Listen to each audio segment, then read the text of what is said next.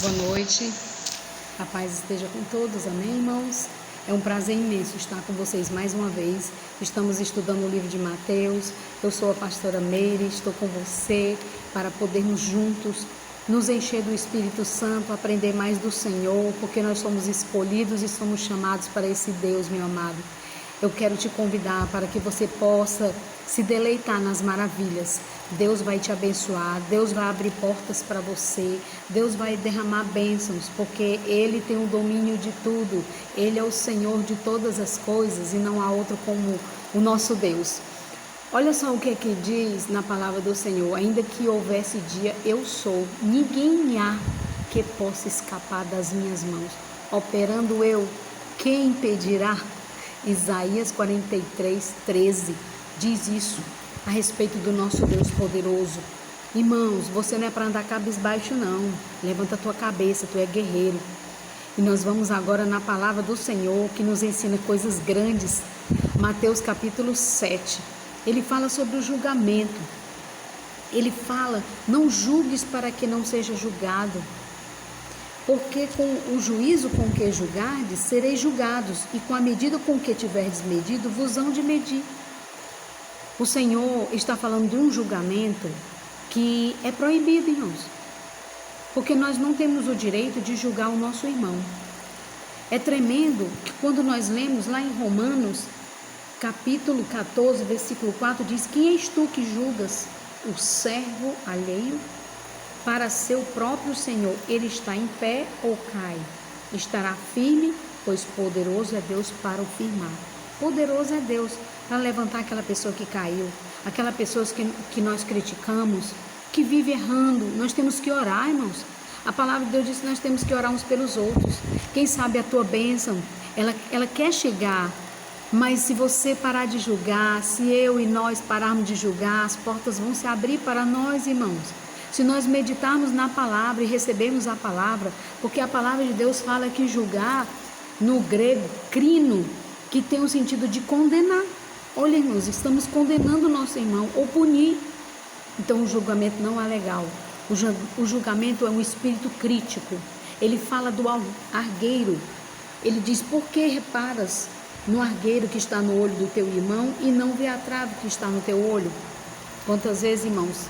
Porque o argueiro é uma coisa minúscula e a trave diz que é um pedaço de madeira. E muitas vezes há coisas piores na nossa vida, há coisas que nós fazemos que nós não prestamos atenção, que estamos errando. É por isso que o Salmo 139, Davi, ele diz: sonda-me, ó Deus, e conhece o meu pensar, e vê se há em mim algum caminho mau, e me guia pelo caminho eterno. Sabe por quê, irmãos? Porque nós muitas vezes olhamos o que o outro faz. E quantas vezes eu e você tem erros para ser corrigido, coisas que Deus não se agrada. Falamos, pensamos e fazemos coisas. Quantas vezes falamos, o nosso falar, muitas vezes, irmãos. E a palavra de Deus fala que as palavras são como semente. Vamos abençoar, vamos pensar antes de falar. A palavra de Deus fala que antes do pensamento chegar na nossa mente, o Senhor já sabe o que vamos pensar. Então vamos entregar tudo a Ele, para que Ele esteja no comando de todas as coisas, irmãos. Que nós possamos ser humildes diante desse Deus poderoso. O Senhor Jesus, Ele fala sobre os hipócritas. No versículo 4 diz: como dirás a teu irmão, deixa tirar o argueiro do teu olho, estando uma trave no teu? No versículo 5 diz: hipócrita, tira primeiro a trave do teu olho, e então cuida em tirar o argueiro do olho do teu irmão. Por que ele estava chamando hipócrita? Ele estava se referindo aos fariseus, aos saduceus. Capítulo 23 de Mateus, irmãos, capítulo todinho, se você ler lá, diz que Jesus, ele estava diante de uma multidão e diante dos seus discípulos. E Jesus olhou e começou a falar com os fariseus. E ele começou a chamar eles de hipócritas, de sepulcros caiados e tantas outras coisas. Sabe por quê, irmãos? O hipócrita no grego é julgar sob. Quando julgamos, estamos debaixo daquilo, porque sob é por baixo, sobre é em cima. E infelizmente eles eram assim.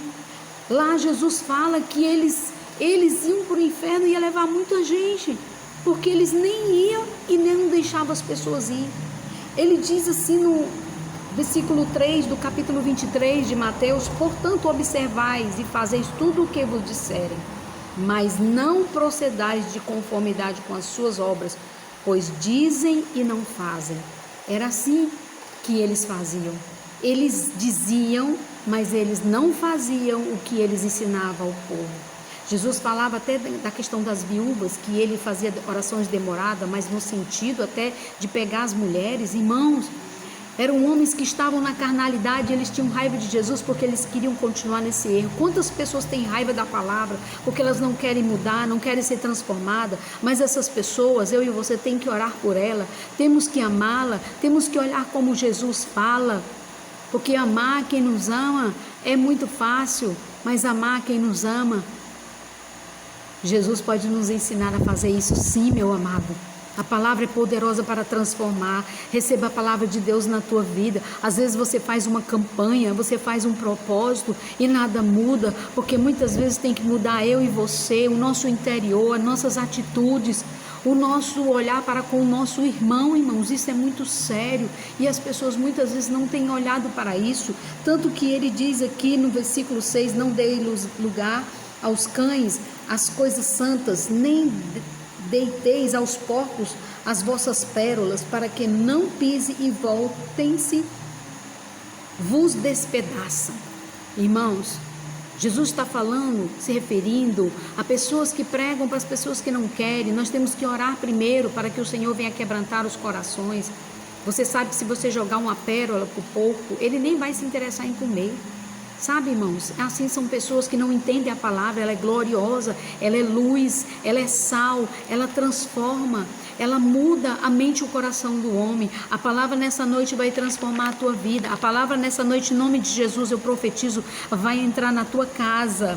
Então, irmãos, vamos parar de estar reparando a vida daquele que cai, daquele que retrocede, Quantas pessoas, irmãos, já cometeram erros assim e depois o Senhor consertou? Porque nós somos vaso na mão do oleiro.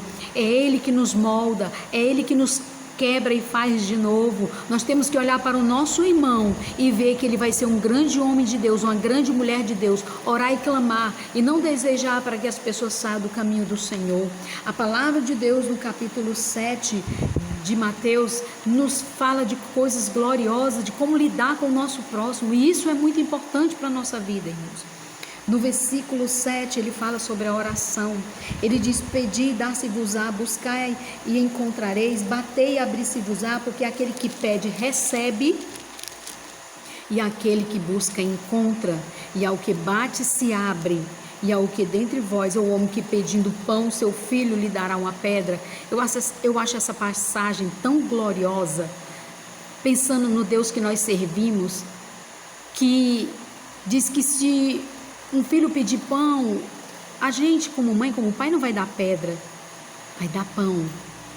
E ele diz: quanto mais o Pai Celeste dará aquilo que nós pedimos a Ele. O que você está pedindo, Deus, Ele vai responder. Seja obediente, observe a palavra, tenha temor a esse Deus, cuidado com o que você fala, porque Ele quer abrir portas para você, meu amado. Salmo 94, eu amo o Salmo 94, porque um dia eu estava questionando com Deus: Senhor, será que tu está me ouvindo? E o Senhor botou essa passagem na minha mente. Eu nem sabia, quando eu fui lá olhar, dizia assim: aquele que fez o ouvido não ouvirás, aquele que fez a boca não falará. Ele ouve você, por mais que sejamos pecador, mas Ele tem a sua palavra para nos transformar, a sua palavra para nos fazer crentes de verdade, homens e mulheres de Deus cheios do Espírito Santo, que ama o nosso próximo, que não julga aquele que está fazendo as coisas erradas. Irmãos, quem separa o joio do trigo é o Senhor, e Deus, Ele pode transformar, Ele faz o que Ele quer. Nós sabemos que Jó, ele conheceu a Deus depois que ele passou por lutas grandes, e ele diz que depois foi que ele foi conhecer o Deus que ele servia. Amado, o Deus que nós servimos é um Deus amoroso, é um Deus misericordioso, compassivo, longânimo, tardio em irar-se. Esse Deus entra dentro da tua casa agora. Esse Deus, em nome de Jesus, ele entra na tua vida, ele transforma teu lar, ele cura tuas feridas e faz maravilhas. Que Deus abençoe a tua vida grandiosamente, que o Espírito Santo de Deus que está na terra fique ao teu lado te consolando nas dores que nós temos passado nessa terra. Esse Deus grande e poderoso está conosco para nos abençoar. Sinta o poder do Espírito Santo aí na tua vida, como eu estou sentindo neste momento. O poder da palavra cura e liberta. Jesus, depois que ele pregou, foi que ele foi atender a Pedro, que estava no seu barco. Ele disse: Pedro, lança novamente a rede. E ele tinha passado a noite pescando, não tinha pego nenhum peixe, mas primeiro Pedro ouviu a palavra. Ouça a palavra que o Senhor tem cura para você, ouça a palavra que Deus tem libertação para você. Não deixa que nada distraia você receber a palavra de Deus. Amado, eu te abençoo em nome de Jesus. Eu abençoo a tua casa em nome de Jesus, para a glória de Deus.